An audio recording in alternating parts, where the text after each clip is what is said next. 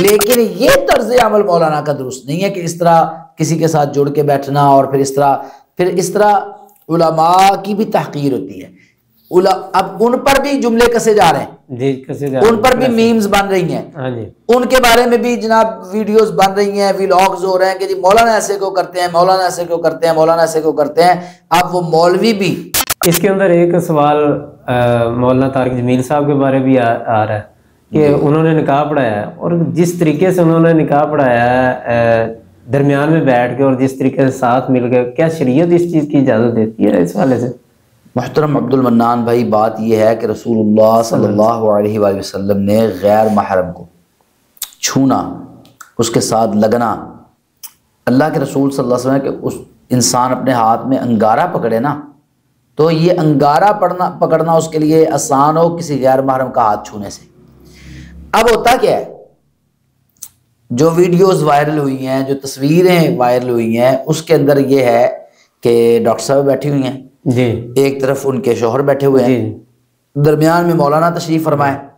اور مولانا کی جو نظر آ رہا ہے ویڈیو کے اندر، جو ہمیں نظر آیا ہے وہ یہ ہے کہ بالکل ڈاکٹر صاحبہ کے ساتھ جڑ کے بیٹھے ہوئے ہیں، اور جس انداز سے بات کر رہے ہیں، ہم مولانا کی نیت پہ بات نہیں کرتے، جی جی بالکل، ٹھیک ہے، نیت ان کی بالکل صاف ہے، بہت اچھے ہیں، نیک آدمی ہیں، ہاں جی، کیا رسول اللہ صلی اللہ علیہ وسلم سے بھی زیادہ نیک ہیں؟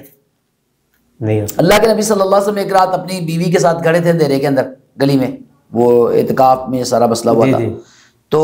اب اللہ کے رسول صلی اللہ علیہ وسلم باتیں کر رہے تھے تو قریب سے ایک صحابی گزرے، جب انہوں نے رسول اللہ صلی اللہ علیہ وسلم کو دیکھا نا، عورت کو تو نہیں پہچان سکتے تھے کون ہے، اللہ کے رسول صلی اللہ علیہ وسلم کو پہچان لیا، تو انہوں نے جب دیکھا ایک عورت کے ساتھ کھڑے ہیں تو رسول اللہ صلی اللہ علیہ وسلم کو دیکھ کر نا جلدی جلدی وہ کھسکنے لگا، تو رسول اللہ صلی اللہ علیہ وسلم نے اس کو بلایا، ادھر آؤ بھائی، میں اور یہ میری بیوی ہے، تو ہم باتیں کر رہے ہیں۔ اس نے کہا جی میں آپ کے بارے میں شک کروں گا، آپ کے بارے میں؟ رسول اللہ صلی اللہ علیہ وسلم نے کہ شیطان انسان کے جسم کے اندر ایسے چلتا ہے جیسے خون چلتا ہے، مجرى الدم، خون کی طرح، تو وہ کوئی بھی بات، اب اللہ کے رسول دیکھیں اپنے آپ کو کتنا محفوظ کر رہے ہیں، اپنی عزت کو، اپنے بارے میں ذرا شک و شبہ نہیں پھیلنی۔ اچھا، رسول اللہ صلی اللہ علیہ وسلم کے پاس عورتیں آتی ہیں بیعت کرنے کے لیے، اب مردوں سے بیعت رسول اللہ صلی اللہ علیہ وسلم نے کیسے لی ہے؟ ہاتھ پہ ہاتھ رکھ کے بیعت لی ہے۔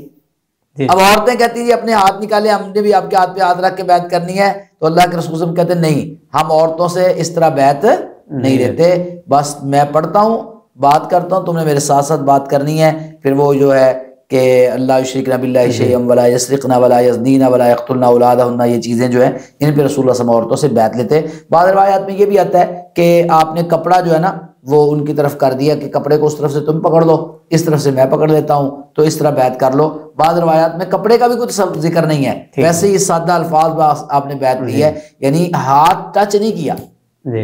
اب رسول اللہ صلی اللہ علیہ وسلم نبی ہیں اور پھر باپ ہیں، امت کے روحانی باپ ہیں، روحانی باپ ہونے کے باوجود، تقوی کے اعلیٰ ترین معیار پہ فائد ہونے کے باوجود اور نبی ہونے کے باوجود اللہ کے رسول صلی اللہ علیہ وسلم کا یہ طرز عمل ہے، تو مولانا متقی ہیں، پرہیزگار ہیں، ہمیں ان کے تقوی پہ کوئی شک نہیں ہے، ہمیں ان کے ایمان پہ کوئی شک نہیں ہے، ہم اس پہ کوئی بات نہیں کر رہے، لیکن یہ طرز عمل مولانا کا درست نہیں ہے کہ اس طرح کسی کے ساتھ جڑ کے بیٹھنا، اور پھر اس طرح علماء کی بھی تحقیر ہوتی ہے۔ اب ان پر بھی جملے کسے جا رہے ہیں، ان پر بھی میمز بن رہی ہیں،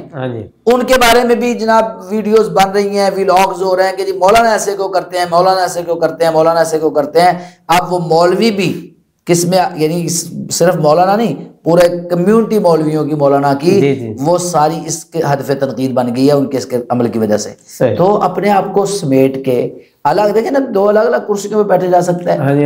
امام، یہ باقی بھی تو لوگ بیٹھتے ہیں جو پڑھاتے ہیں، نکاح پڑھاتے ہیں، تو ہمارے ہاں تو سیدھا سا طریقہ ہے، ہم تو دلہا سے ایجاب و قبول کرواتے ہیں، تو ہمارے یہ جو بھائی ہیں احناف، وہ دلہن سے بھی ایجاب و قبول کرواتے ہیں، تو ایسے تو نہیں ہوتا کہ کوئی امام عالم جو ہے وہ جائے ایجاب و قبول کروانے کے لیے نکاح خواہ، تو وہ اس طرح ساتھ بیٹھے، وہ الگ کرسی پہ بیٹھتا ہے یا الگ بات کرتا ہے یا کھڑے ہو کے اس کو کہہ دیتا ہے، تو یہ اس طرح کا ہی طرز عمل رکھنا چاہیے تاکہ جو ہے نا اپنی عزت بھی محفوظ رہ سکے، لوگوں کی زبانوں سے ہم اپنے آپ کو محفوظ رکھ سکیں۔